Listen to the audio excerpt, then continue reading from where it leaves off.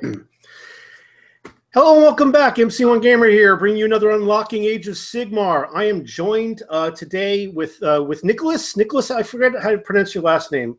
Please share that with me. It's Nicholas Bollaert. Bollaert. Okay. Sometimes I say Bollaert, and I know how it is when people mispronounce my name. So, Nicholas, you've been on my show before, and we're going to talk. We talked before about flesh eater courts, and we're going to do that again today. So, yep. You put a lot of Well, you write up a lot. You're in some of the forums. You talk about FEC. Flesh Eater Courts is your main army, isn't it? Yes. And I know I've seen you do some analysis and whatnot. And we had a really good show last time. I think it was post GHB right after the Flesh Eater Courts was released, and we had a video going over a lot of the changes. And Flesh Eater Courts was another move in a different direction with some new mechanics and new ways to play with battle tomes, new rules and whatnot. Before we get into some of the changes with the General's Handbook 2 and some of the new things that Flesh Eater Courts have done, how have you seen Flesh Eater Courts up until from their battle tome release up until the General's Handbook 2? How have you viewed their play? How have you seen other people report that and discuss that on the net and with results in various match play events? Well, I mean, obviously, I love the Flesh Eater Courts from the lore perspective, from the aesthetic, and the way it plays. And I think that it really hasn't changed that much. I mean, the biggest change was, of course, with General's Handbook 2 and the change to summoning. That was the biggest change to the army. Before we get into that, what was your viewpoint in terms of your experience playing it in the meta before the GHB2? Just to give some new players maybe a perspective on Flesh Eater Courts and how they've performed historically since they were launched. Okay, yeah, I mean, I found it to be a pretty good army. They've been a pretty good all-arounder. Obviously, they lack a lot of the hyper-specialized tools that you see when people talk about, like the tier 1 armies. They don't have access to a lot of accurate mortal wounds. They don't have, their movement shenanigans were sort of strong in the meta when they first came out, but have been rapidly eclipsed by new releases. So, whereas when we did this first video, Unlocking Flesh Eater Courts, we were talking about how fast they were. But now, nobody would call them fast, in the current meta, because so much has changed since then. So what you're talking about, like the quick moving Tzeentch that came out? What other armies would you consider much faster than them? Well, I probably look at Khorne. Right. Well, and then even just things like since their release, the Stormcast Eternals, for example, had a complete re-release, where their entire army got Deep Strike, and now even with General's Handbook 2, Nighthaunt has pretty much army-wide Deep Strike. Now Wanderers can come in off table edges. The Stormcast have that new chamber that has outflanking units. You've got your Sylvaneth with their Wildwoods and their abilities to move around. So, Flesh Eater Courts were fast at the beginning because it was, that was when nobody had those kind of shenanigans. And you were looking at an army where the slowest thing had a 6-inch move. And, they had some battalions that gave them some limited movement in the hero phase, but then destruction abilities kind of eclipsed that with moves in the hero phase. While I love this battle tome, and I was happy to see the Flesh Eater Courts get their allegiance abilities in General's Handbook 2. The one bittersweet part is, that pretty much ended the dream of this book getting a total rewrite, right? Like the Stormcast and Khorne got.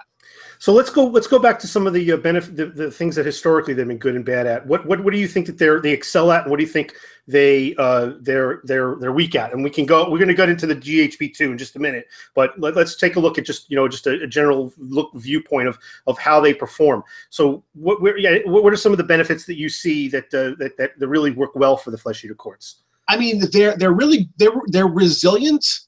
In the fact that they've always had the death save, and then they've always had the ability to refill their units.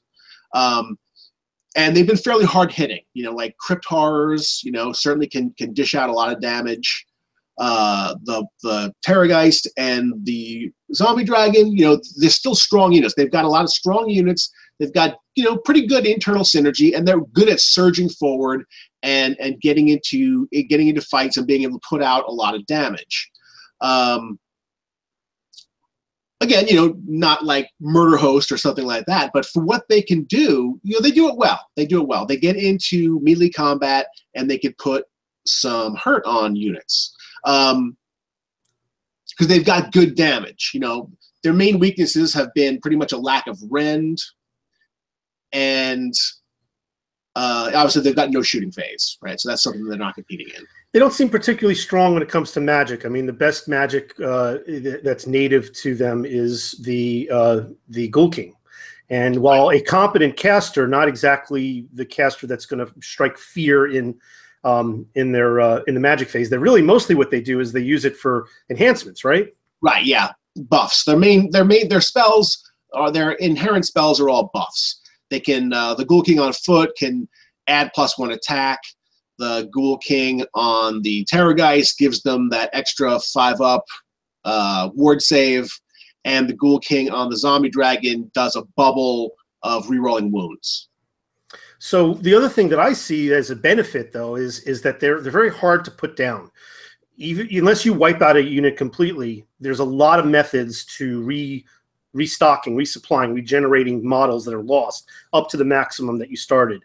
So exactly. If you could run fairly beefy units, they're really hard to get off the table. And I've seen them get, you know, just pop back up really quickly if you have enough of the hero support.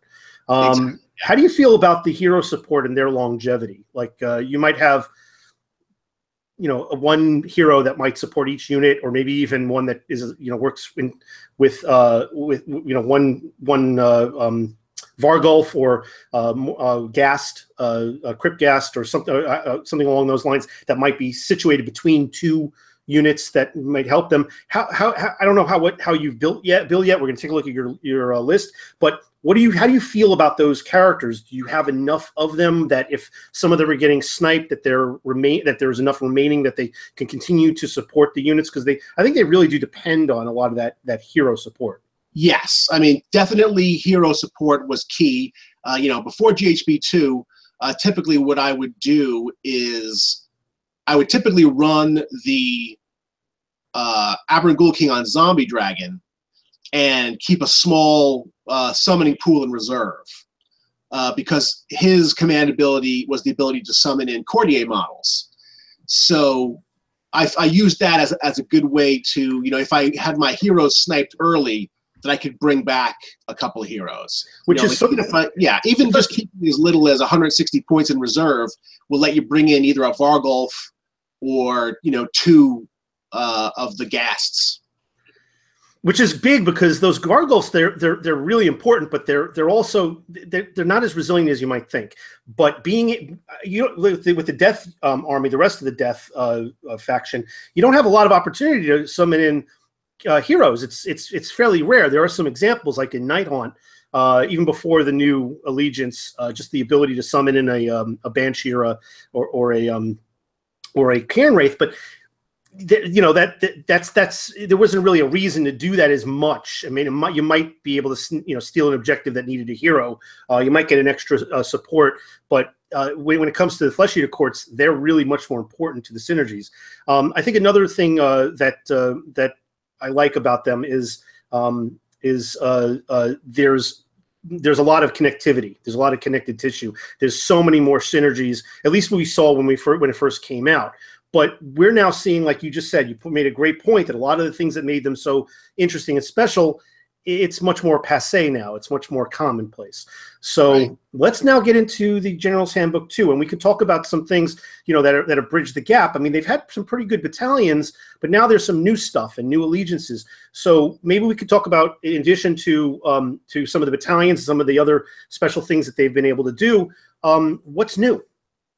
So, you know, they've got their new allegiance abilities, which is nice. Essentially, they've still got the death save, like everybody does, you know, but capped at the 6+ now, with a 6-inch range on the heroes. And then their other static, they've got Feeding Frenzy, which is if they finish off a unit in close combat on a roll of a 6, that unit can pile in and attack again. That's always good. And then they've got the Courts of Delusions, which basically they get to pick a delusion for the army, and there's 6 different ones, and they're all various versions of reroll 1s. You know, like Crusading Army will let them reroll 1s on run and charge rolls. You know, there's one that lets heroes reroll 1s to hit, you know, like it's a tournament.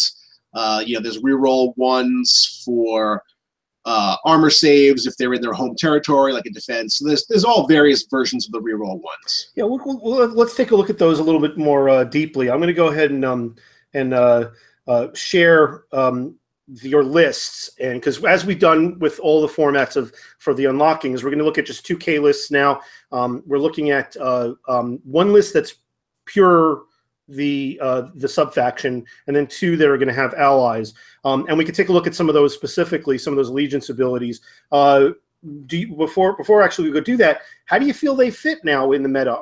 Have they risen? Have they fallen? Because I think that there's a lot of other army types, other army lists, other sub-factions that have been raised by the additions that are in the GHB2. That alone probably can push down anybody who stayed where they normally would stay. Normally, if they haven't moved a little bit further down. But you know, FEC has gotten some extra benefits. So in general, you know, from your experience playing with the GHB2, do you feel that they've really gained a lot, or maybe just sitting, you know, really where they were? Yeah, I mean, I've only gotten in a couple of games since GHB2, and then mostly theory crafting. My assessment is that they're going to pretty much stay the same. The main thing about the allegiance abilities, they either change an army or they, you know, pretty much stay the same. And I think that Flesh Eater Courts has always been really sort of narratively fluff-driven. You know, whoever wrote this battle tome, you know, this was when narrative really was king in Age of Sigmar. And it's all about the story of the Flesh Eater Courts, and the rules are designed to supplement that. This was one of the first battle tomes that came out after the GHB was released. Was it after? No, it was after. GHB. It was. Yeah, I was just going to say. Yeah, thank you for. This was actually the last. This was the last so I don't remember everything. So yeah, so they came out before the GHB, so I can see exactly where you're coming from. That they were really more thematic than competitive. Yeah, I mean, and you can see it, especially like in the battalions. You know, the battalions are all narrative, and again, that's one of the things that they don't have. They don't have like a whole army battalion. You know, that's going to give you low drops. You know, all their battalions are, you know, narrative slices of that big Flesh Eater Court mega battalion. But let's not really let's look at the positives on this army, because there are a wealth of them, and yes, beyond the fact that they're thematic, what works really well. So beyond the fact that if you're looking for an army that just looks good, that has great synergies, but that has the feel of a cohesive, complete army, not just taking bits and pieces from different places, or even if it has, you know, a good list right now with allies that enhance it. This is an army that works without having to kind of break that mold as it is. But you know, we'll get into the list and take a look at that. But I don't want to get I don't want people to be, you know, to. Yeah, I mean, we're not casting shade on Flesh Eater Courts. They're a pretty solid army. But I mean, I love the Flesh Eater Courts, but you know, I think we should acknowledge, you know, that you know, as far as especially when you talk about the meta, you know, I think they've pretty much stayed the same. You know, they got some nice narrative buffs. There's definitely some nice things in their allegiance abilities. The army's always been internally consistent and internally synergistic. You know, they weren't changed. They weren't massively changed. Okay, well, let's take a look at that. Good. And I think they're still going to be good. They're just a little bit enhanced in what they did before. They didn't change anything fundamental about the way the army works. Okay, which is not a bad thing. Great. I don't want to discourage people from playing it, is what I'm saying. Yeah, absolutely. I mean, we bump up so many of these armies because they get so many great things, and the Flesh Eater Courts has, you know, a lot of great stuff going for it, and they certainly are a strong and tough and very difficult army to put down. I think they do have some strengths in the current meta, and one of the things is that they are already a horde army. And they're benefiting from that horde mentality, which is where the meta is going. Now, yeah, they do have some major drawbacks. No shooting, as you mentioned. There's, what I mentioned with the magic phase. They're not exactly, a beat stick when it comes to the magic phase. But try to remove a large unit of ghouls or a large unit of horrors with the ability to kind of just bring guys back. With the methodology that they have, it's difficult. You're gonna have to really focus on one unit to do so. And while they don't have a lot of rend, and there's not a lot of mortal wound kick out, they can really kick out a ton of wounds. So let's take a look at how that works with some of your lists. I'm gonna go ahead and share the screen. Let's make sure that everybody can see everything. Share to everyone. Let's see. Okay, we got the nice infinity thing going on here. And there we go. So this is your first list, and again, 2,000 points. And what we have here is again, a complete Flesh Eater Courts, no extra bells and whistles, no extra benefits. Why don't you go through that? Well, I'm going to go pull up on the screen a variety of the scrolls as you do, as well as the battalions. So if you're following along also, Nick, just let me know what, if you want me to pull up something in particular. Okay. So again, I chose for their starting delusion Crusading Army, which is the one that gives them +1 to, or not +1, but reroll 1s on runs and charge rolls.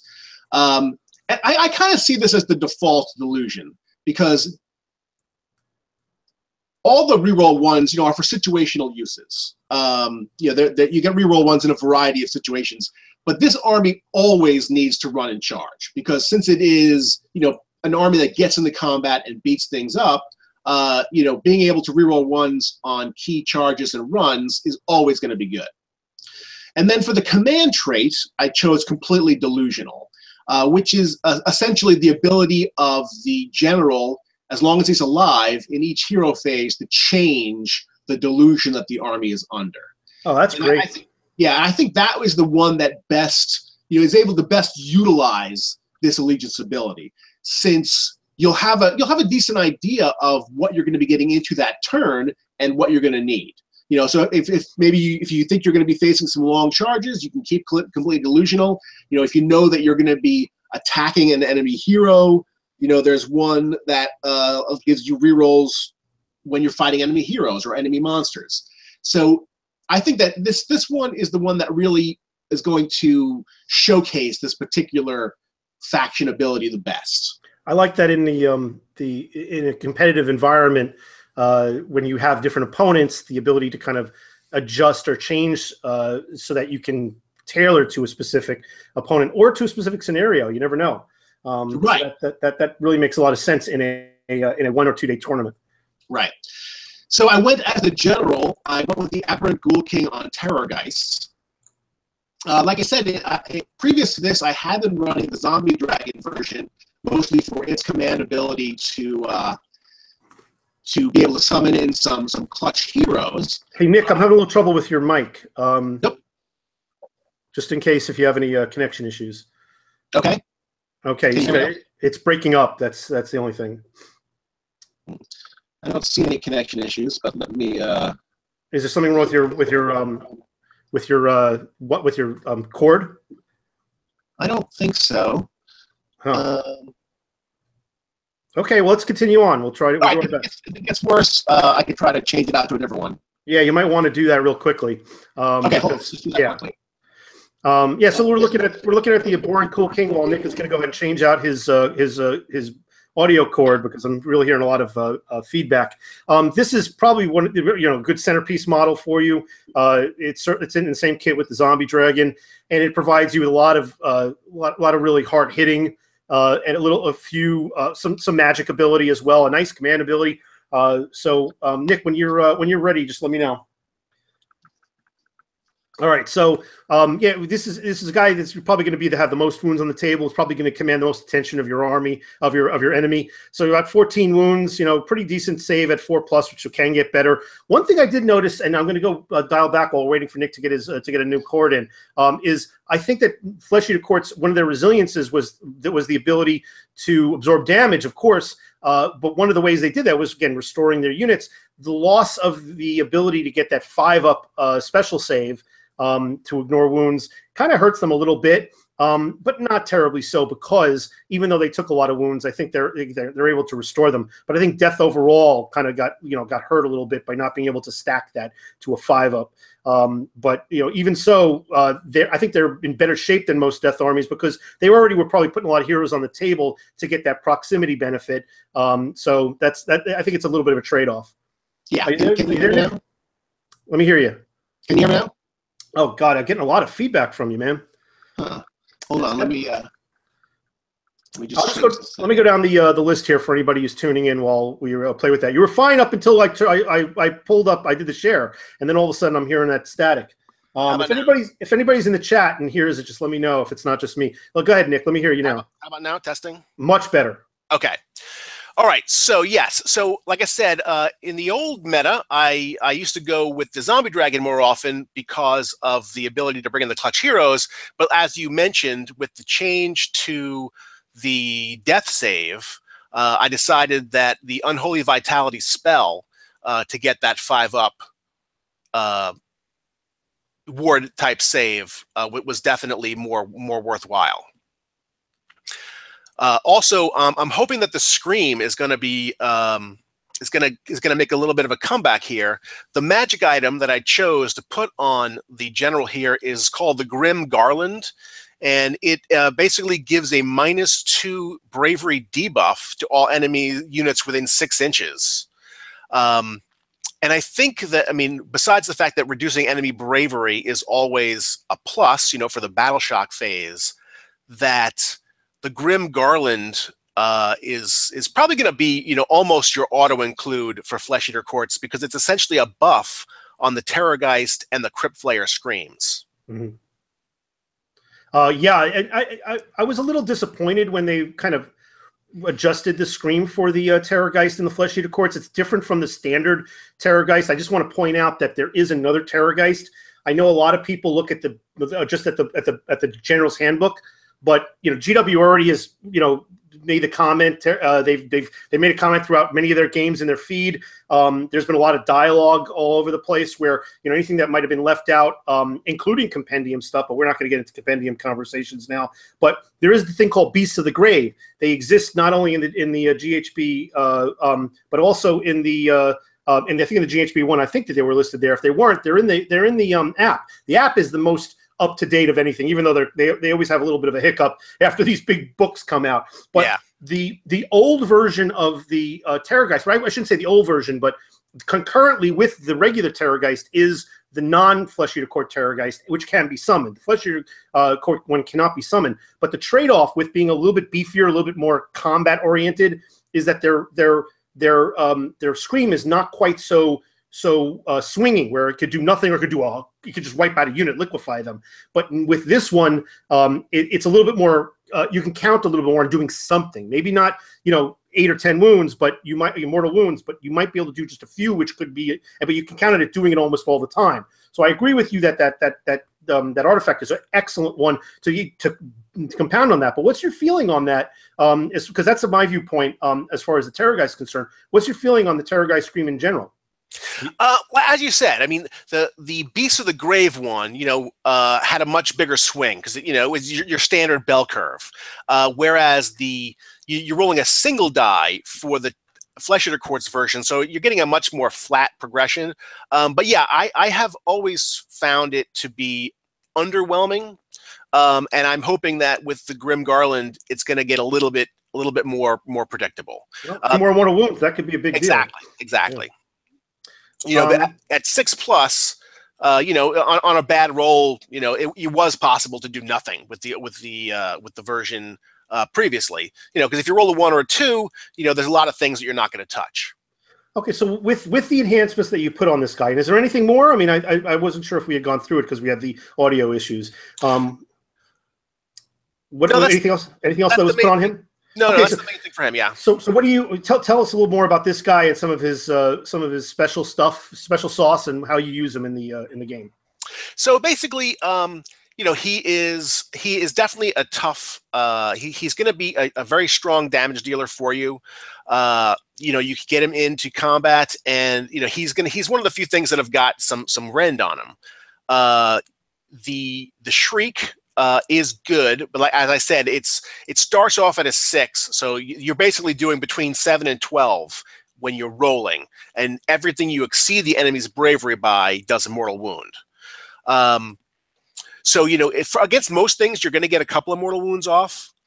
He's got a good 14-inch move to start. He could fly. You've got the Ghoul King on top is pretty solid. He's got 5 attacks, 3s and 3s, 1 rend, 1 damage. But really, it's that Fanged Maw that is your best damage. You're getting 3 attacks regardless of how wounded he is. Hitting on 4s, wounding on 3s, 2 rend, d6 damage. Yeah, it's pretty sick. Yeah, but the main thing is if you roll a 6 on the damage roll, it's 6 mortal wounds instead of just 6 regular wounds, or without even rolling the d6. So if you roll a 6 on the wound roll, you know you're just doing 6 mortal wounds. It's pretty sick. Yeah, and it's got the healing ability of all of the Aberrant Ghoul Kings, which is healing D3 wounds in hero phases. Yeah, I like that it's not tied to whether he kills something or not. It's just there. Yes, that is very nice. You know, and then as we said, his spell, you know, is really good. 18-inch range. It's casting value of 6, which is not too bad. And you know, you can give a unit that 5-up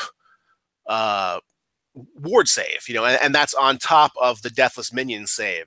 So you know, you're getting a 5-up and a 6-up on top of any kind of armor save you're getting. Yeah, it's pretty sweet. I like it. I think that it's the kind of thing that you probably give to him, though, right? Yeah, I would either give it to him, you know, or obviously depending on the situation. You know, if you have a key combat elsewhere on the board, you might put it on someone else. But for the most part, I would put it on him. Great. And his command ability. His command ability is good. It lets you summon a unit of horrors or flayers. You know, I'm not using a summoning pool in this particular list. You know, this was one of the things that got, I think, a little bit overtuned when the GHB 1 came out, which is basically because of the change to the summoning. I find that minimum sized units are not as strong in Flesh Eater Courts, you know, as they were when you could grow them, obviously. Right. So I'm not using summoning in this particular list, but you know, saving, you know, again, a small amount of points to be able to summon in a clutch unit off of a table edge is still never a bad idea.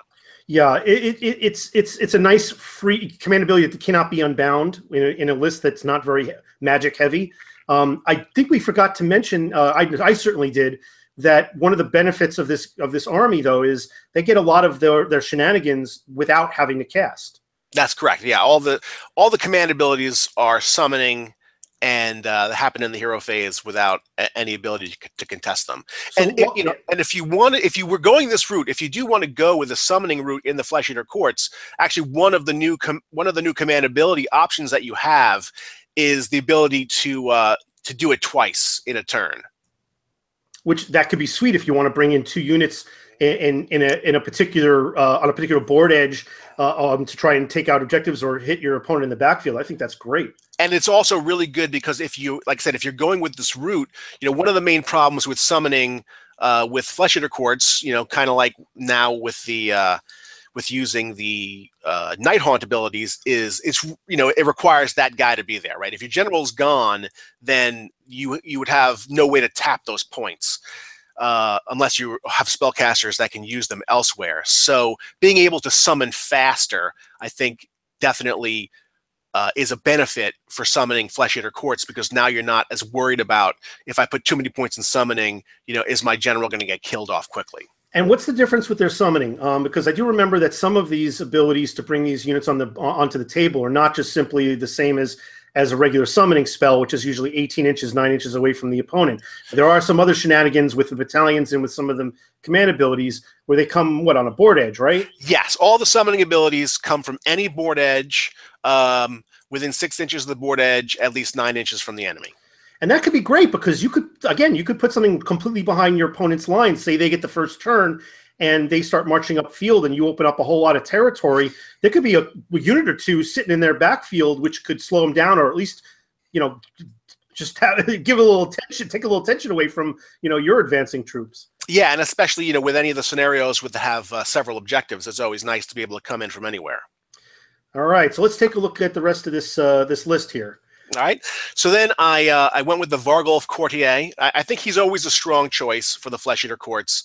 He's the only hero that can refill both ghouls and horrors, flayers types. So he's got good versatility there.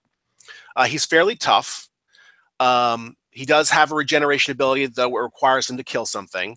And his accuracy is increased if he is within 18 inches of a Flesh Eater Court's wizard that has cast a spell. He can get rerolls. And if he's against a large number of enemies, he even gets extra attacks. So I mean, he's a strong all-around hero in my book. Yeah, I pretty much always use him. It's amazing because I'm still getting used to the idea that he's a hero, because before the Flesh Eater Courts tome came out, he was a unit. I actually made up a bunch of these guys and I converted them, where I think I had 3 of them in a single unit because it was just an obscene unit, and they would go in and just it would lay waste to other units, and then they completely changed the ability of this unit to be just a single model character, and provided with a lot more support aspect. But because you can't take 2 or 3 of them now, it's the one guy, and even though he's tough, he's 8 wounds. He can get removed. So I don't think it's that uncommon to see 2 of these guys, but that's pretty expensive. Yeah, yeah, and he is like I said, he is definitely one of the War Scrolls that underwent the most background changes, right? I mean, yeah, they completely repurposed him for use in the Flesh Eater Courts. You know, he's no longer, you know, like a vampire from the Vampire Counts. I mean, he's just a regular person who's drank a lot of Ghoul King blood. He's got a problem. He's got a drinking problem. Yeah.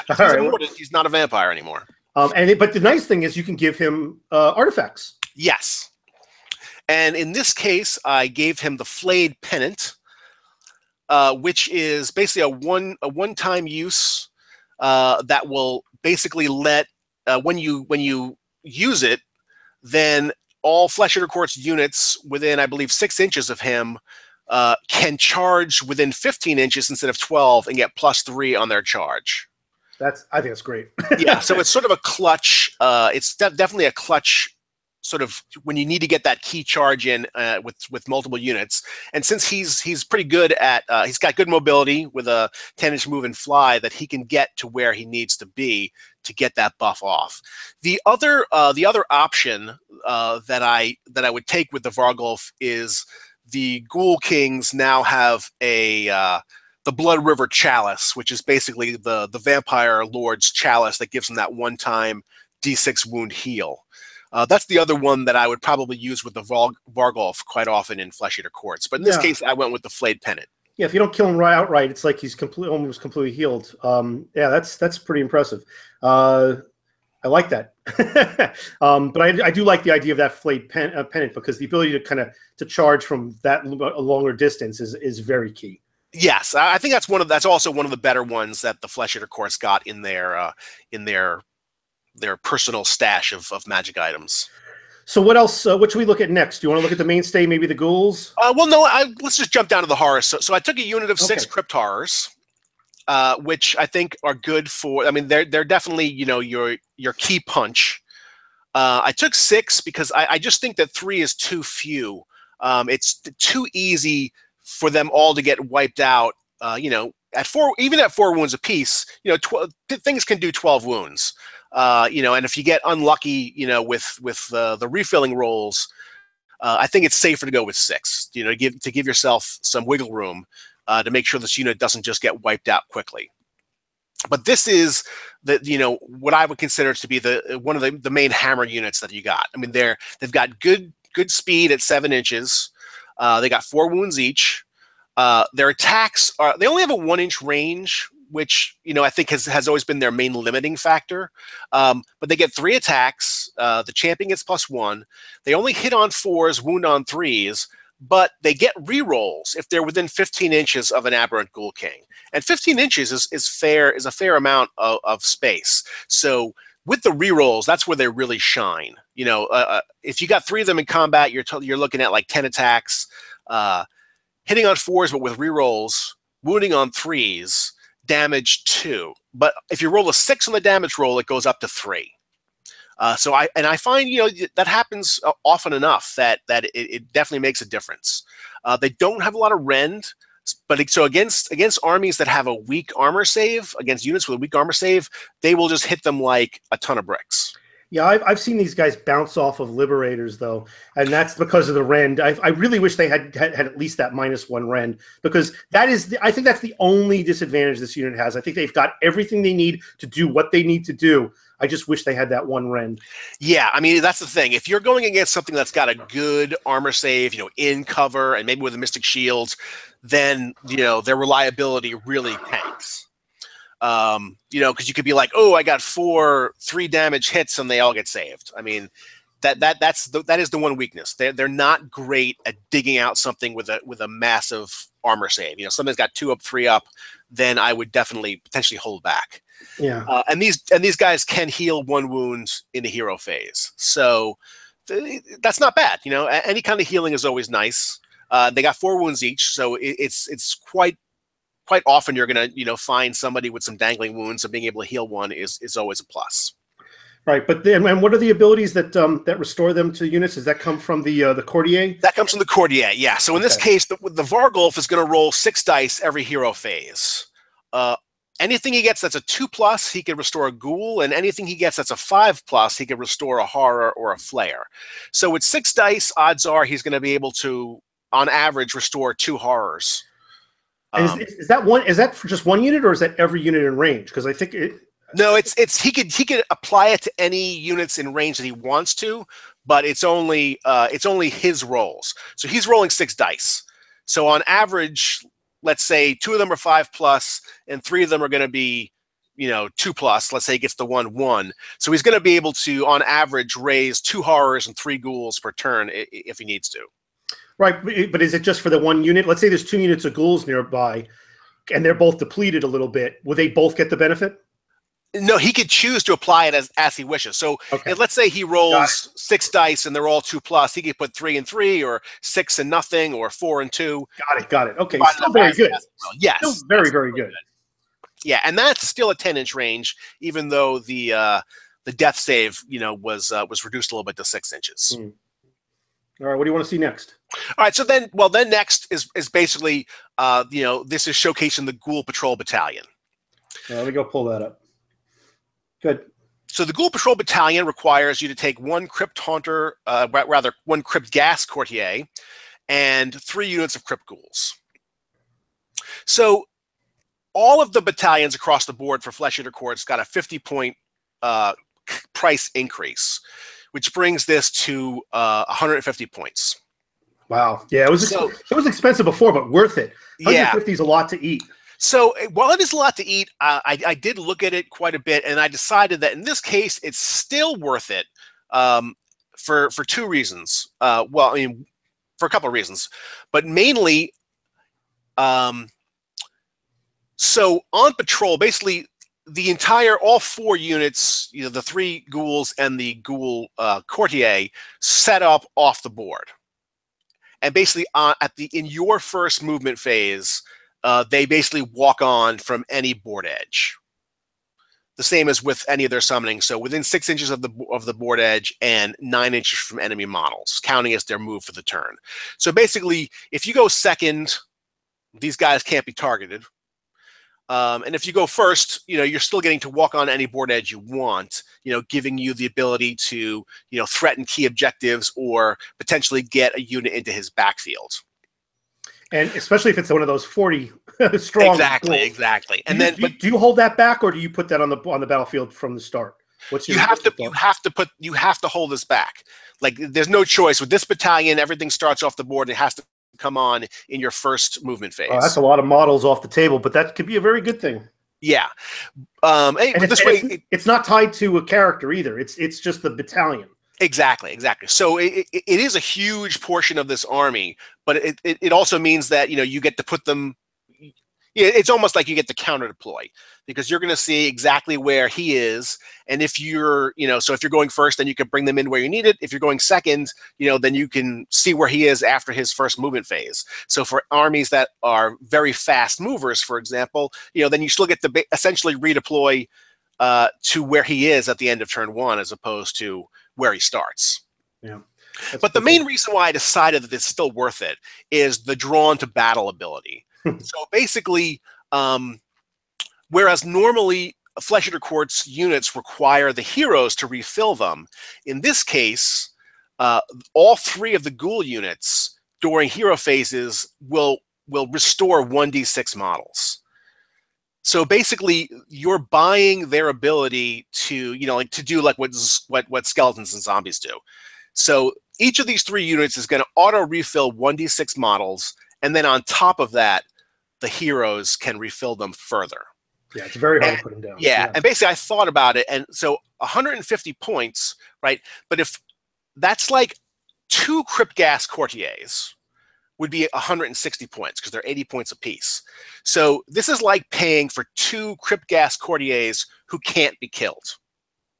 Because on average of 3d6, you know, is 11, and on average of what the courtiers can do would refill 10, right? Because they're each rolling 6 dice on 2 pluses. So let's say 2 courtiers would, on average, restore 5 ghouls each. So, you know, you're roughly the same ability to refill that can't be killed off and sniped. Yeah. So I think that still makes this this battalion still worth it. Yeah, I think this is one of the bread and butter auto includes for Flesh Eater Courts. Yeah, I mean, if you're going to do the ghouls, if you're going to do a large ghoul horde, I think you really can't go wrong with this particular battalion. I think you kind of need to have them with some kind of presence, if not the main focus, because with horde armies being such a big thing now, I think you can kind of need it. If you just go with crypt horrors and crypt flayers, I think you know, they're nice, they're big figures and whatnot. You can get a good group of them, but I just don't know if you're going to be able to cap objectives as well. I would definitely agree. You know, like sometimes you know, obviously though, if you love a particular army like Flesh Eater Courts, you know, like and you wanna play certain things, you know, this takes up a lot of points. You know, to put in 3 ghoul units and the battalion costs, so you don't get to play with as many other toys. Yeah, you're spending what here, 760 plus the battalion. So you're spending just north of 900 points just on the ghouls, but that's 80 ghouls and a Crypt Gas Courtier. Exactly. Yeah. Let's take a look at the Crypt ghouls real quickly here, and then I'll bring up the Crypt. Oh, wait, that's the Crypt Gas Courtier. Okay, so let's have this up. Let's talk about that. What does he do for you? So he's only got 4 wounds, you know, and he basically has the same attacks, the same, you know, weapon profile as the he's a little better than the typical ghoul. He basically gets 3 attacks with his club on 3s and 3s, 1 damage, and 2 attacks with his claws on 4s and 3s, 1 damage. His filthy claws. Yes, filthy claws. And with his attacks, he does have this trophy hunter ability, where basically if he can slay an enemy model in the combat phase, then all crypt ghouls within 10 inches, by units within 10 inches, get +1 attack. That's huge. Which is pretty good. But the thing is, you're not going to want this guy to be in combat. I mean, if you could help it. So it doesn't come up as much as you would think. Well, because he's not a world beater. He's only 4 wounds with. Yeah, he has 4 wounds with a 5-up save. However, one of I mean, you know, if for some reason that you really wanted to push this ability, there is another magic item that the Flesh Eater Courts now have access to, the Keening Bone, which basically lets you take one of your attacks, one of your melee attack profiles, and change it to 3 inches. No, not bad. So you like, if you wanted to make use of this, you could give a keening bone to one of these guys, and this would let them set up, like in the third rank of a ghoul unit and still be in range to attack and have some protection from counterattack. It's a nice idea. I like that you mentioned that, but I do agree with why you didn't take it, because you're definitely you're even though you get an extra artifact because you have a battalion, you don't want to waste on a 4-wound model that could really easily get sniped off. But yeah, I do like the idea of doing that, because you don't want to put this guy up in the front ranks, clearly. Right. And the other weakness with that is that then you got to select the courtier to go first. So he plinks off an enemy model, gives all your guys +1 attack, but then the unit can get attacked and have their numbers somewhat depleted. So if the unit's not at full strength, you may be sort of cutting off your nose to spite your face, kind of a scenario. Right. But then again, his main ability then, of course, is to summon Men-at-Arms, where he gets to roll 6 dice in every hero phase, and on a 2+, he can restore a ghoul to a unit within range. Let me take a look here. Did I prepare? There we go. I was wondering if I had prepared the ghouls, but here they are. Okay, so this is the bread and butter of this list right here. Nope, that's the courtier. You might have to scroll down, because at least in on the GW page, they put them both on the same PDF. That's probably okay. So let's go pull that up again and see if it's in the lower portion. Yes, I think you're right. Oh, there we go. That's why. See, you're the expert for a reason. All right, let me go if I can zoom in here. Okay, so let's take a look at the Crypt Ghouls. Now, really, we got to remember that courtier also gets his 5-up. I don't excuse me, a 6-up special save, because he's a character. Yes, and he will grant it to the units that are within 6 inches of him. Got it. So yeah, I mean, they've got decent move at 6 inches.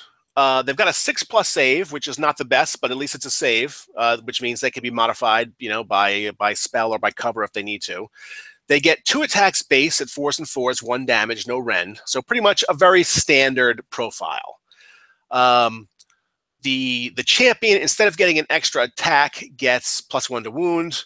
But then their main abilities are battalion strength, so they get an extra attack as long as there are 20 models or more, and they get to reroll hits of 1 if the king is within 15 inches, which gives them a little bit more accuracy. But rerolls of 1 are good, but it's not obviously not as good as all rerolls. Yeah, as you said, 15 inches. It's not that hard to do that. I mean, that's a pretty good range. Yeah, and if the potential to get an extra 1 attack from the courtier is nice, can get them up to as much as 4. You really want to pad this and have at least 140 strong, which I know you do.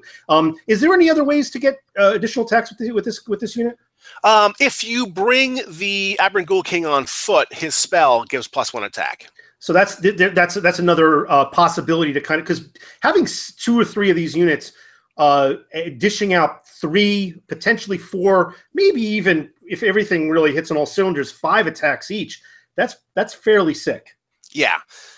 And especially obviously this is the pure FEC list, but obviously when you bring in allies, then you also bring in additional potential ways to increase their damage output. Yeah, and we'll talk about one other way that you can with one of your lists. I don't want to get ahead of myself here. All right, so what else do we have to look at? Is that the entire list? No. Then the one other thing I brought in this list was the Crypt Haunter Courtier, which is basically just the Crypt Ghast character. And I basically brought him in just to give some extra support for the ability to restore Ghast. Not Ghast, but restore the Crypt Hunter. The Car models, just in case the Vargulf was needed elsewhere, or they were getting sniped off. All right, so he's not so bad. Yeah, so he's basically just a Crypt Horror on steroids. He's got the 7-inch move. He's got a 4-up save instead of the 5-up save, and he's got a few more attacks. They basically, again, like the Ghast Courtier, they broke up his club and his talons into separate attacks. They both have the same profile at 4 and 3, 4 to hit and 3 to wound, but the club, which he gets 3 attacks, do 3 damage each, and the talons only do 1 damage each. He gets 2 of those. But he also gets the same ability to heal 1 wound. He's a 6-wound model in a hero phase, and he gets to reroll hits within 15 of the Ghoul King, like other horrors, and he gets the Muster King's Chosen, so the ability to roll 6 dice in hero phases and on 5 ups, restore horrors. See, this is a guy I would try to put up front because he can dish out a ton of damage. He's got a little bit of a padding to survive. But how do you play it? Do you try to put these guys in the back just to kind of keep that battery of regenerating models going, or do you risk them? Typically, I will keep him in the back. I will put him up toward the front, depending on what he's going up against.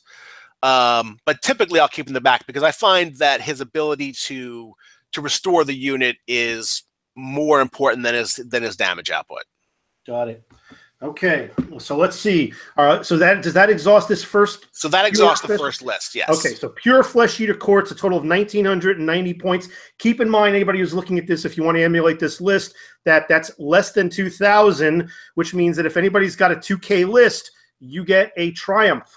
All right, do not forget that. If you've got a 10-point advantage on somebody that you haven't used, don't forget that you get 1 roll on that triumph table for the game. That's pretty big. It could mean the difference between a combat. All right, let's take a look at your next list. So this one is also 1,990, but this is one with allies, and that could change a whole lot of stuff. So go ahead, let me know what you got, and I'll pull up stuff that's new. But I might also put up some of the ones again, so we can look at what might have changed with them. Okay. So this list is sort of my take on the Dead Watch. I didn't take the battalion, and we'll talk about why. But in this case, the general is actually the CRYPT Infernal Courtier. And the reason that I did that mostly is because of the battle line if restrictions. So none of the battle line if restrictions change with Flesh Eater Courts. So if you want something besides ghouls to be battle line, you've got to take that Courtier as your general. So in this case, by having a CRYPT Infernal Courtier as my general, I can take CRYPT Flayers and have them count as battle line. Nice. So in this case, I gave him the command ability that basically makes him a wizard. And what's nice about this one is, unlike the death-specific one, the Flesh Eater Courts, if you make one of these guys a wizard and they don't already have spells, they get the spell that the Aberrant Ghoul King on foot has. So he does have a specific spell. He doesn't just get Shield and Arcane Bolt. So he gets that spell that will let him give +1 attack to a unit. That's key. Yeah, I can see why. Yeah, and so since I gave him that and not the completely delusional, I'm still going with the delusion that gives him +1 run and charge rolls.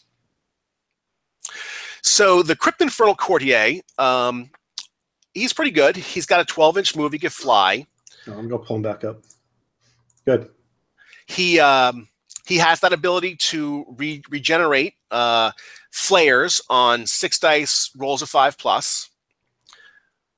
His breath weapon, interestingly enough, is not tied to bravery, unlike the rest of the CRYPT Flayers. So he's got a standard 4 to hit, 3 up damage, 1 rend, D3 damage, fetid breath. So what do you think about that? I mean, is the one that is with the CRYPT Flayers? I forget. Does it do mortal wounds because it's tied to bravery? Yeah. So the CRYPT, basically the CRYPT Flayer scream attack is more like the Terrorgeist now. It's basically roll a die and add 1. So in this case, you'd roll a die and add 1. Right. Which basically means the best you could roll is a 7. So anything with a 7 bravery or higher was immune to these guys' breath weapon previously. Yeah, very situational. Yeah. So and even with a 6, a bravery 6 unit, the best you could do is hope for 1 mortal wound on a 6. Yeah, I kind of wish that the entire unit, if they were to update this scroll, would default to what the Courtier has. Well, yeah. Although again, with the Grim Garland, which I still am taking in this list, that still gives them a little bit better because that debuff of 2 bravery, I think, still is going to make it somewhat useful. And there are multiples of them, so you get a lot of shots. Exactly. So in this case, then I'm also still taking the Aberrant Ghoul King on Terrorgeist with the Grim Garland. He's still a good flying monster. You know, he can still dish out some good damage. He's still got the Scream, which I think will be good, especially with the Grim Garland. Did he go down in points? He did not go down in points. The other one, the Dragon, actually went up in points. Oh, really? Yeah. So actually, if we just want to talk about points changes a little bit, so the General on the Dragon went up to 440, so he's the same now as the Vampire on Zombie Dragon, and the Horrors actually went up 20 points to match the Flares. And then the Aberrant Ghoul King on foot went up from 100 points, where he used to be the cheapest caster you can get in Death, to 120, where the Necromancer used to be. So that was a little bit disappointing for him. Yeah. I almost used to always bring an Aberrant Ghoul King on foot in my lists, and now I'm finding it a less attractive option. So what, did anything go down? Did anything get cheaper, or is it just the Horde? No, just the Horde bonus. Nothing else went cheaper. That's too bad. Okay. Yeah. All right. All right, so then I've still got the Vargulf. Okay. I couldn't give a magic item, though, because I don't have a battalion in this one, and I still wanted to take the Grim Garland. But he's still good. He's, ability to refill both Flayers and Ghouls is key. Then I took 2 units of 6 Crypt Flayers. And these guys are flying horrors. Yeah, they're basically fine. The main weakness that they've got 1 extra attack than a Horror does. They do get 1 rend. Yeah, it kills me, man. Yeah, but they only get a rend. But they only get 1 damage. They don't get that 2 to 3 damage, and they don't get the rerolls if they're within 15 inches of the Ghoul King. So their accuracy is a little bit less. But on hit rolls of 6, they do a mortal wound. So they're one of the few things you've got in the Flesh Eater Courts that can dish out mortal wounds. Sort of like they're kind of like a cross, I think, between a Crypt Horror and a Spirit Host. They've got 4 attacks, 5 attacks on the champion.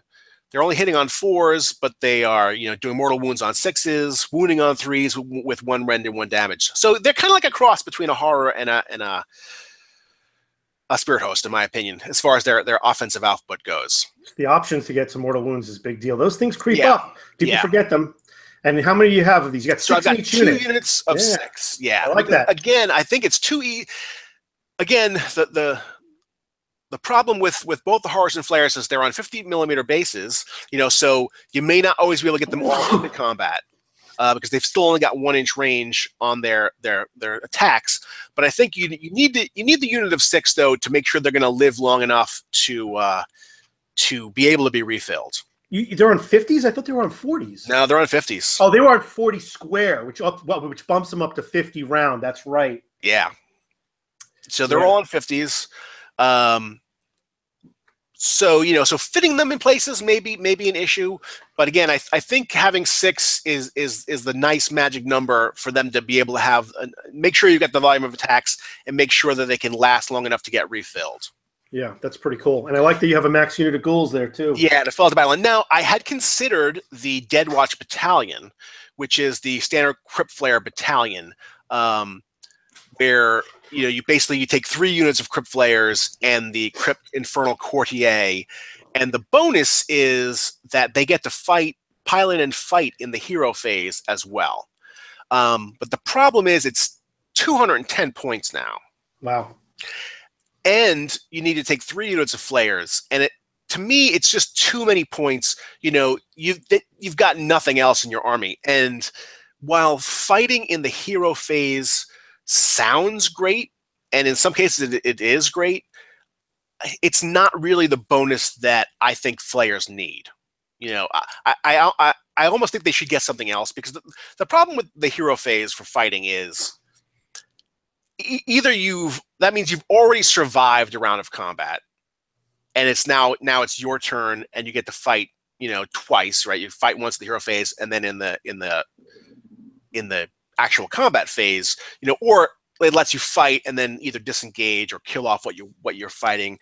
But I don't think that it's the kind of place that they are the strongest at.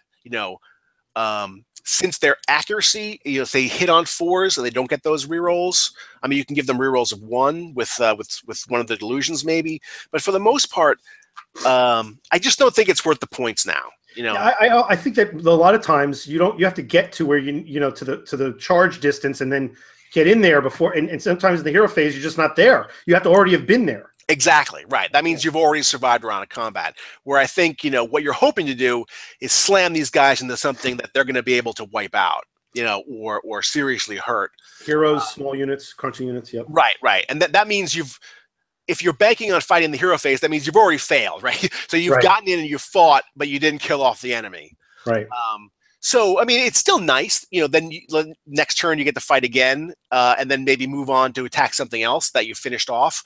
But it's just too many points, in my opinion. And both in the cost of the battalion itself at 210, and the fact that you need to take 3 units of flayers. I think that I really think that, especially with the meta now pushing towards hordes, you still want to put some ghouls in here.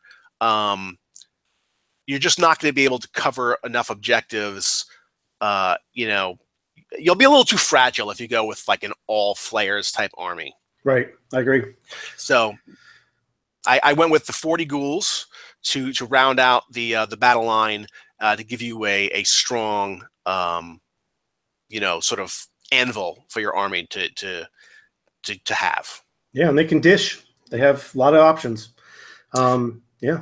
And then here I went with allies. I went with the death mages. So Flesh Eater Courts, again, I think it's definitely fits the fluff that they can only have access to Dead Walkers, Death Mages, and Death Lords, because, they're sort of like the crazy outliers of the Death faction that are not under Nagash's sway. Sure they are. They're just not admitting it.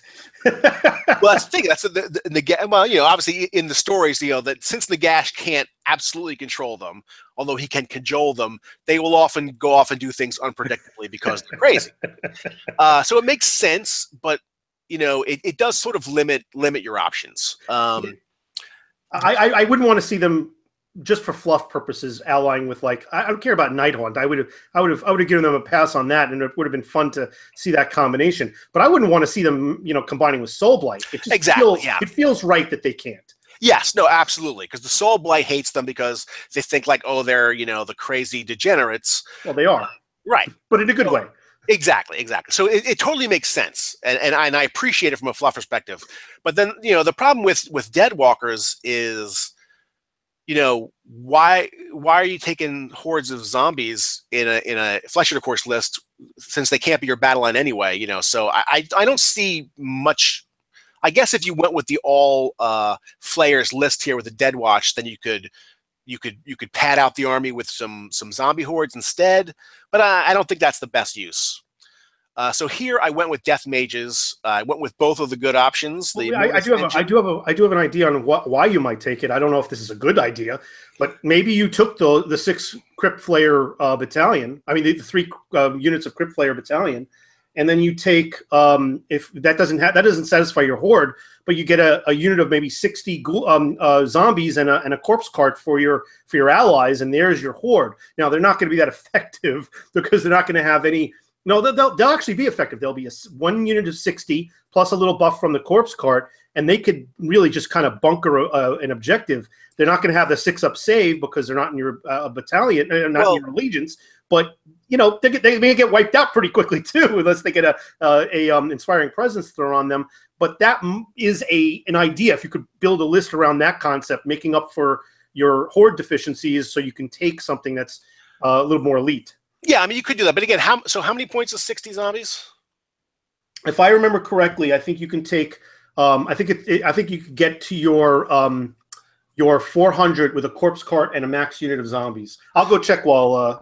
Well, I'm just going to say that, though, in this list, unless you were to go back and retailer it, you wouldn't have. Remember, you wouldn't have the full 400 points spent on allies because. Even if you went with the minimum, right? A 3-unit flayers is 160, and then the 210 for the battalion. Right. You have fewer points to spend on. Yeah, it wouldn't be worth it. Right. You could do that with some zombies just to throw on the objectives while your flayers were running around. Well, I like what you did take because first of all, the Mortis Engine Coven Throne combo, which I use a lot, is I think it's one of the most, if not the most beautiful kit in the entire run, the entire Warhammer Fantasy, Age of Sigmar line. But it is very specific. It is Death Mages now. I don't know why it's not Night Haunt, but it is Death Mages. So, what's the rationale between taking a Necromancer and this Mortis engine? Okay, so the Necromancer, he's another wizard, but most importantly, his Van Hell's Dance Macabre spell or whatever it's called. Yeah, Van Hell's Dance Macabre. It affects Mordants, and Mordants are the Flesh Eater Courts. So in this case, instead of taking the ability to have my my units attack in the hero phase, I've got this guy who can cast a spell to let them pile in twice. Which is huge. Which is huge, yes. Yeah. Especially since, again, that sort of makes up a little bit for their potential accuracy issues. So I think he's key. He's given them another wizard. So now I've got 2 wizards in the list, which means I can potentially use Van Hell. Well, I can use Van Hell's Dance Macabre and still put the ability to get a 5-up ward save spell off with my Aberrant Ghoul King, or if the situation doesn't call for it, I can forego one of those spells to be able to throw in a key Mystic Shield or Arcane Bolt. Right. But he's good. I would always use him on the Nightmare just for the extra mobility, so he could either I'd probably start him off close to the ghouls, just to make the best use of his ability to shrug off wounds. But try to keep him close enough that I can get off his spell on the flares for when they need it. Yeah, I wanted to definitely point out something that that has been discussed because of the confusion with the compendium scrolls. You get his mount for free. You're buying the Necromancer from the not from the compendium scroll. You're buying it from the actual death scroll from the Death Mages. That is 110 points now. I think it dropped to 10. Yeah, it dropped 10, which is nice. And you get a free Nightmare if you wish. There is a compendium scroll that was updated, and I think this might have been a mistake or an oversight. That's the older version that they gave points. That's 140. That's not this. All right. It actually is a different. It's a different. They duplicated it for some reason. I don't know why, but I think it's because they just went through that Excel spreadsheet checklist and just readjusted points and just let it go from there. And I think that's absolutely an error. There's no way that you would pay 140 when this guy's 110 to take him mounted. That's kind of silly. Yeah, and so this guy is good, and since he got that points decrease, that definitely gives him a boost. Overtaking the now. I would have liked to see him at 100. Ghoul King, yeah. Well, the Ghoul King used to be 100, but now the Ghoul King's 120, and this guy's 110. So it's definitely worth taking this guy, for his spell and just for the general utility. Just sit him back and buff units to get that extra pile in attack. Yeah. Either the ghouls, if they need it, or more likely you're going to throw it on a unit of flares. Is the Mordant keyword on Heroes too? I don't believe. Well, actually, it probably is. We'd have to go look at the scroll. Yeah, we go pull it up real quick, just for shits and giggles. Let's make sure.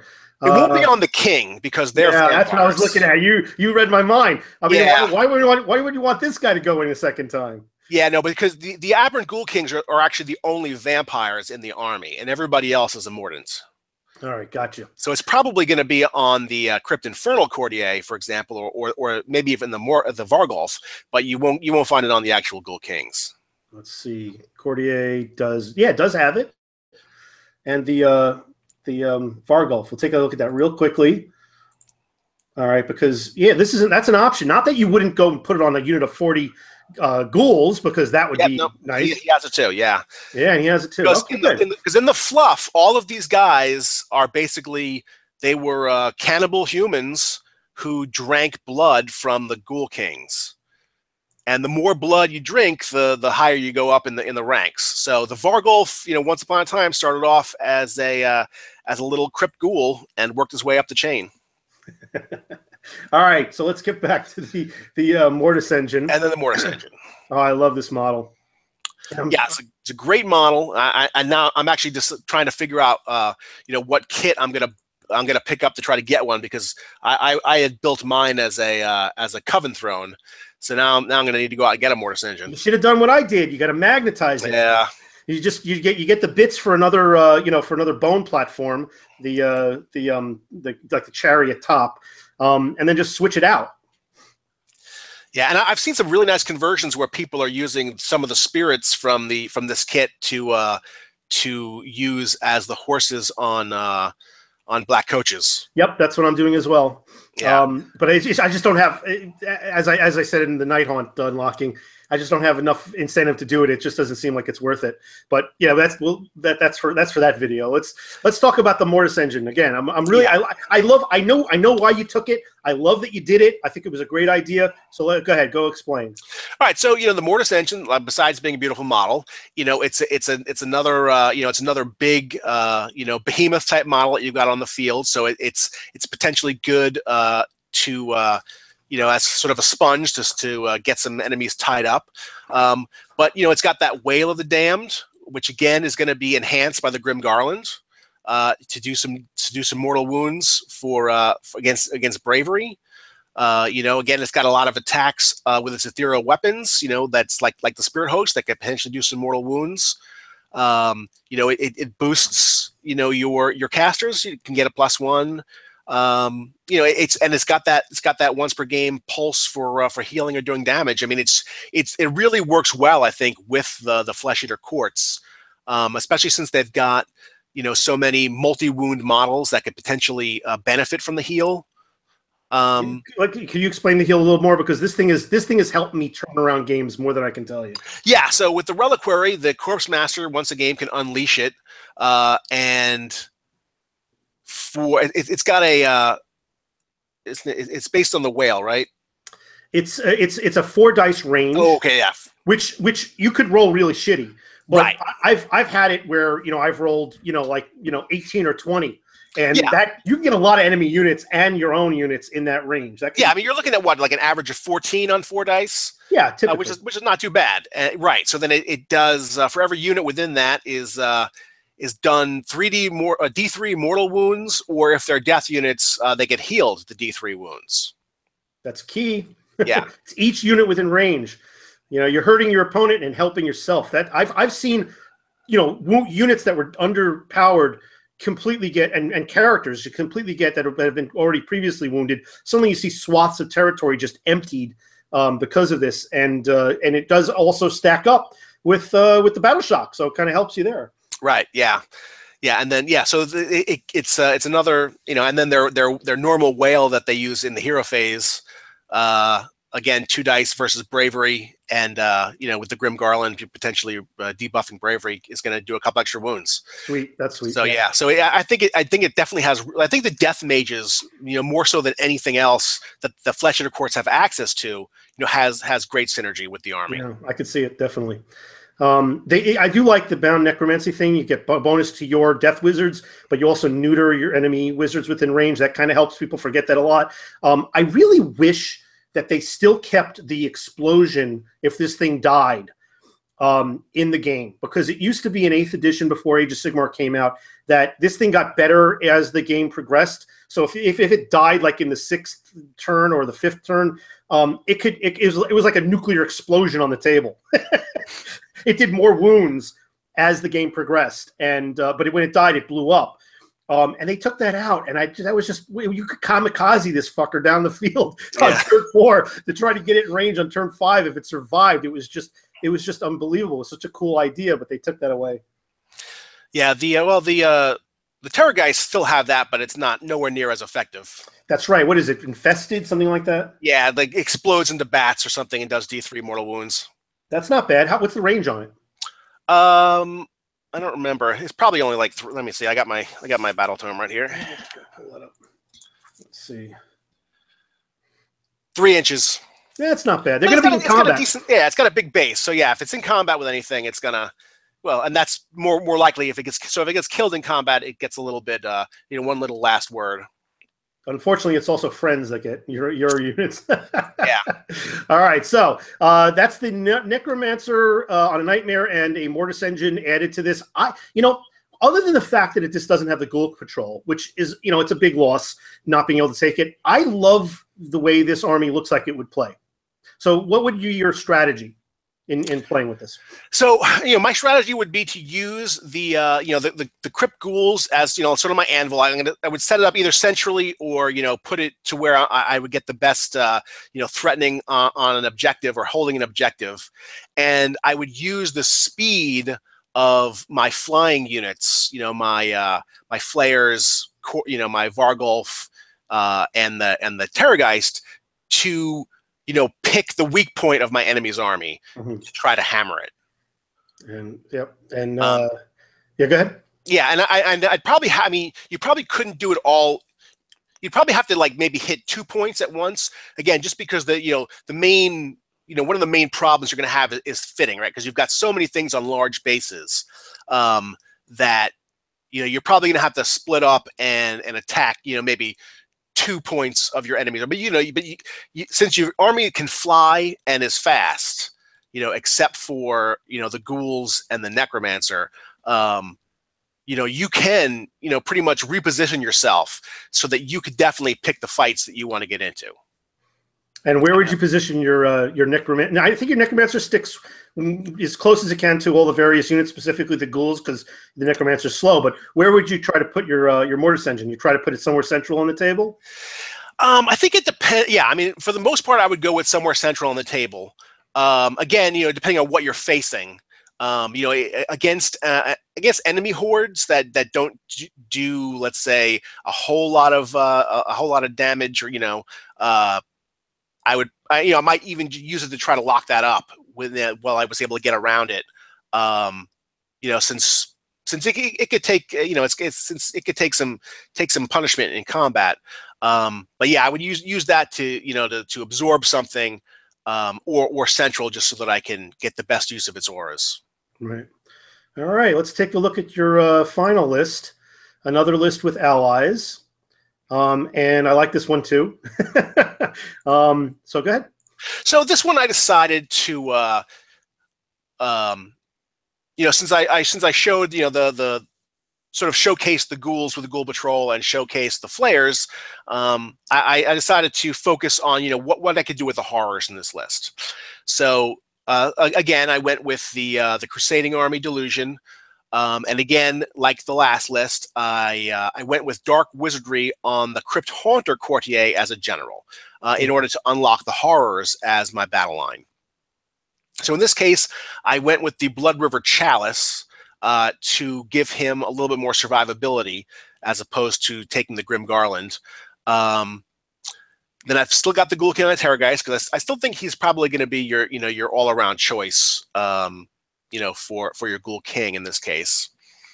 I did take, so in this case, I took a unit of 6 Crypt Horrors and a unit of 3 Crypt Horrors to sort of be my punch, and then I've still got that 40 Crypt Ghoul Horde with a Crypt Gas Courtier to support them. You know, I think this is, you know, giving you, you know, a good balanced, you know, I tried to go with a fairly balanced list in this case. So you've got the Horde of Ghouls that can, you know, that can hold objectives, or, you know, can dish out some damage. In this case, I decided to go with the Necromancer on Nightmare, and instead of going with the Mortis Engine this time, I decided to bring in some Morghast Archai. I love these guys. These guys are can openers in a big way. Exactly. So this is my answer to the fact that my hammers, in this case the Crypt Horrors, don't have that rend. So these guys add a little bit more punch to the army, and they can dish out some good rend, and they're pretty resilient. So I'm thinking these guys in tandem with the Crypt Horrors, you know, will be able to handle, you know, any situation that they come across. And they're pretty resilient in terms of not just they have 6 wounds each, but they have layered defenses. Right. They've got a built-in resistance to mortal wounds. In this case, they will not get the death save because they're not Flesh Eater Courts. Right, but they have a native, yeah. But they've got a native against mortal wounds only. But I can, you know, potentially buff them with the Ghoul King on Terrorgeist spell to give them a 5-up versus anything and a 5-up versus mortal wounds. You know, if I'm putting them into something really tough to try to take it apart and give them a little bit more survivability. And even though they're on big bases, they could actually get the benefit of cover because they're not monsters. Exactly. You're not going to probably waste a spell for because you need it for the other buffs to give them Mystic Shield, although that would be nice. But still, they're gonna take attention away from your other units like your horrors, because people are gonna see them and realize that they're gonna rip things up. Yeah, and they're fast, and since they can fly, you know, they could also get into where I need them to be. So I think these guys are a good complement to the horror list. Yep, I see it. And then you have a summoning pool here. Yeah, so in this case, I've got the summoning pool, and again, so I'm on the Terror guy, so I can either take a unit of horrors and or flayers. I could summon in additional Morghast Archai. I decided to go with the summoning pool on this one, just you know, since the horrors, you know, are strong, but this way you get even more versatility. Yeah. So I'm curious, you know, with the need to actually focus on the 2 spells I think this list has, would you think of maybe not using it as a summoning pool and trying to bring in something else? Maybe use those points for a Vargulf to kind of help out the horrors, or maybe boost that unit up of Crypt horrors from 3 to 6, the second one.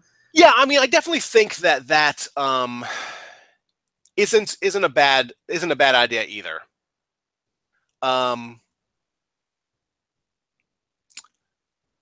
Yeah, in this case, I wanted to keep the versatility, but you're right. I mean, you could definitely either add more horrors or something else to the unit. I mean, I don't think you can go wrong either way. In this case, yeah. I went with the summoning pool just for the maximum versatility. But you're right. You know, with only 2 wizards on the table, having a summoning pool, you know, always is iffy. You know, especially if you get a bad roll or something like that. Right. Yeah, but still a great list, and I love the complementing with, you know, obviously the Necromancer is a no-brainer. It really increases the effectiveness of, you know, any of these units that have the right keyword. And I'll never say no to a unit of Morghast Archai. Even the Harbingers are worth it, and they dropped, I think, 20 points.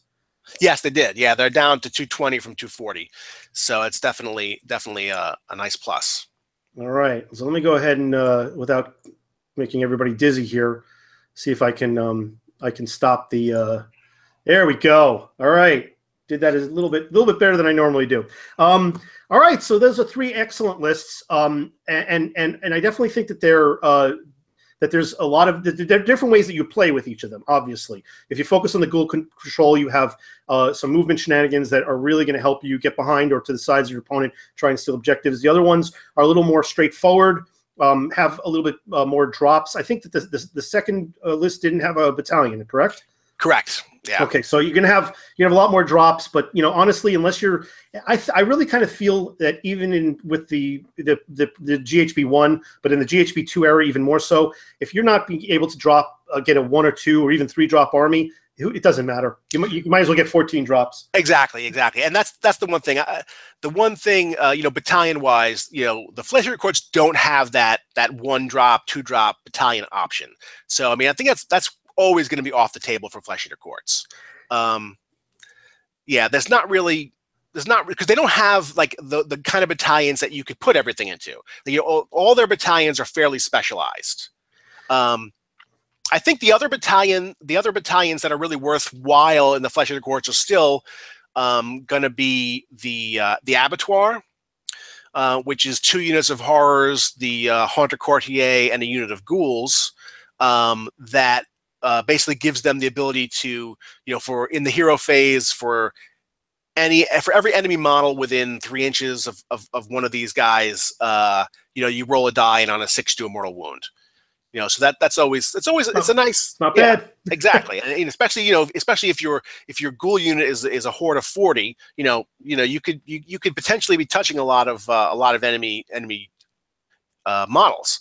So that's a good one. But you would need to have, you can't take those horrors as they're a battle line if not for allegiance. They're battle line if because of the character. Is that correct? They're battle line if well, yes, with allegiance and with the character.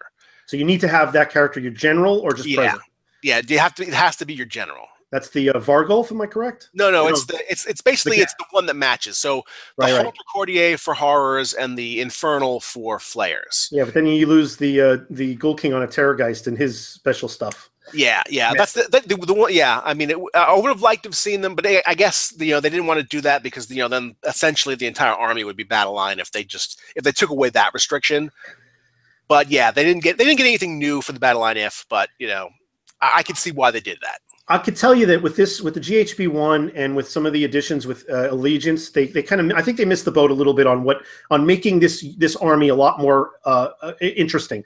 There's a couple of things I think that GW missed, and I think they could have done a better job with. Namely, I think with the Morghasts, because, and this has been widely said, I'm not making this up right now, or this is not my idea, but the idea that Neferata should have stayed Soulblight, that the Archon should have kept the skull, is it Skull Rattle? I think it's Skull Rattle.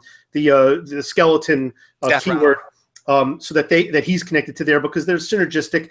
I guess I don't know if Manfred would be considered flesh eater. I don't think he is, but he might. He's a vampire, but he's kind of a little bit of an outlier. So the fact that he wouldn't be connected to one of the sub factions doesn't matter. But then Nagash having all of them so that he could ally with them, that would be really cool. I think that kind of thing with the flesh eater courts would have been a great benefit. Maybe it's a future release. Who knows? We know that we're at least seeing the Herald and Nagash coming. They've already leaked that with a picture. Maybe there's other characters that are coming down the pipe, or they could. Maybe, who knows if they're on the design board that could be released somewhere in the future. But having a Mortarch-like character leader would have been great. And here's why. Not just because of the mechanics, not just to give something additional to take. I mean, certainly the Ghoul King on a Terrorgeist or a Zombie Dragon is a great centerpiece. And I've even seen people take two, like not two characters, but a regular, not mounted one as well, because you can do that. Right.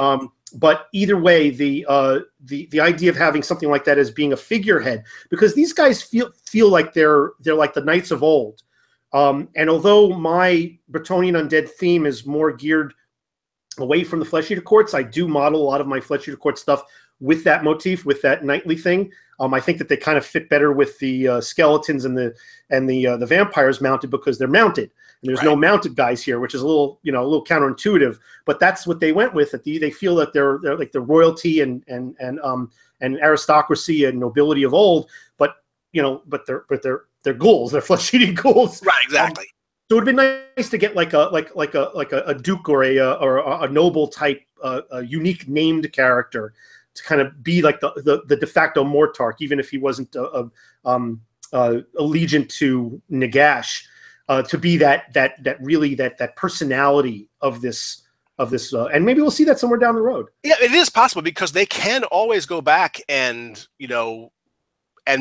put the Carrion King in as a model, or a Herald of the Carrion King or something. I mean, they've got room in the fluff that they could add additional stuff to the Flesh Eater Courts if they wanted to.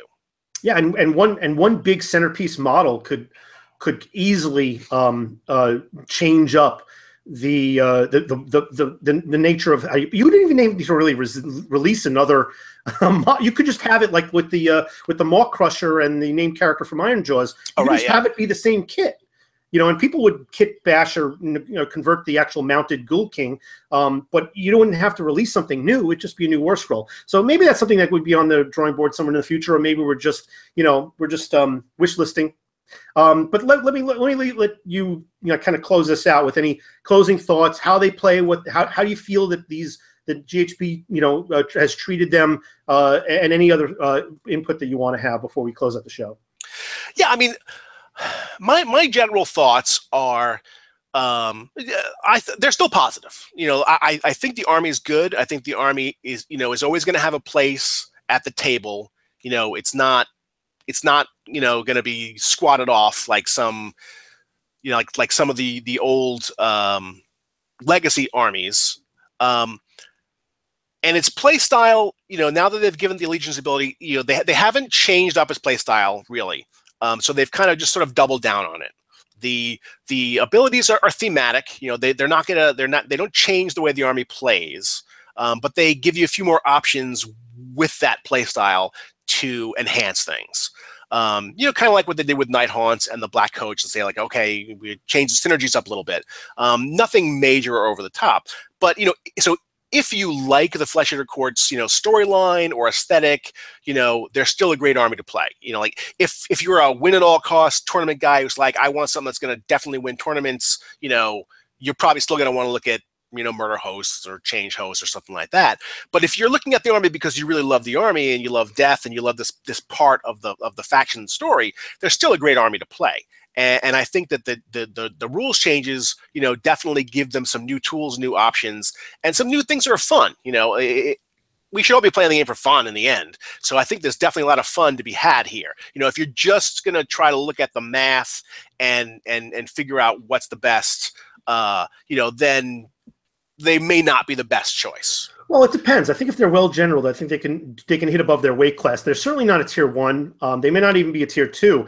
They were. I faced at Adepticon, and where I came in 8th overall. I faced on table 3 in the final game Flesh Eater Court army, which was an incredibly fun game, especially because of my opponent. But he made it. He was on table 3.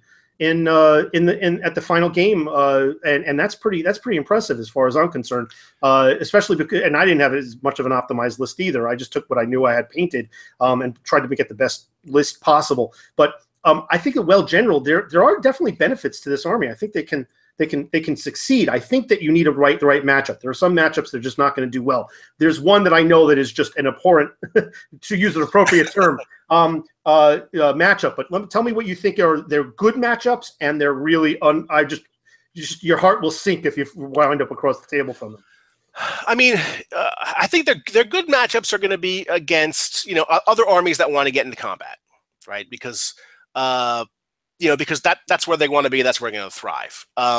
They are going to be somewhat poor against super heavy shooting armies, especially ones that have free people gun lines with 100 handgunners where they get to shoot you on the way in, because your resilience is in your ability to regenerate as opposed to being like rock hard. So anything that's going to give you damage out of sequence is going to really hurt this army, because you're so reliant on your hero phase to sort of heal up.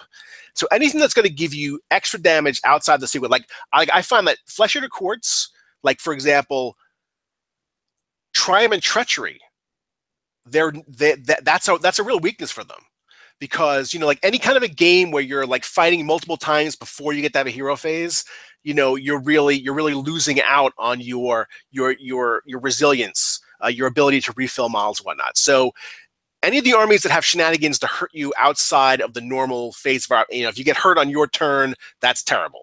Like those kind of armies definitely are gonna be very tough matchups. Where I think that they're a hard matchup against Khorne, because Khorne wants to get into combat. That's where they excel, and I kind of think that Khorne may outmatch them. I think they can outdamage them. Certainly with Bloodletter Bombs and anything that could do a lot of mortal wounds, with good accuracy, it's going to be very tough. Because the best they're going to get for that is a 6-up, and that's again, like you said, if you can diminish them and put them on their back heel, they're not going to recover fast enough. You got to bloody these guys, and then relentlessly focus on each of these units before they get a chance to refill, because they can refill. Yeah. Right, and then especially against demons, who are going to be bravery 10 across the board. That even takes that option off the table. So yeah, that's definitely a tough matchup. Yeah, but definitely some options on otherwise that can make this really a joy to play.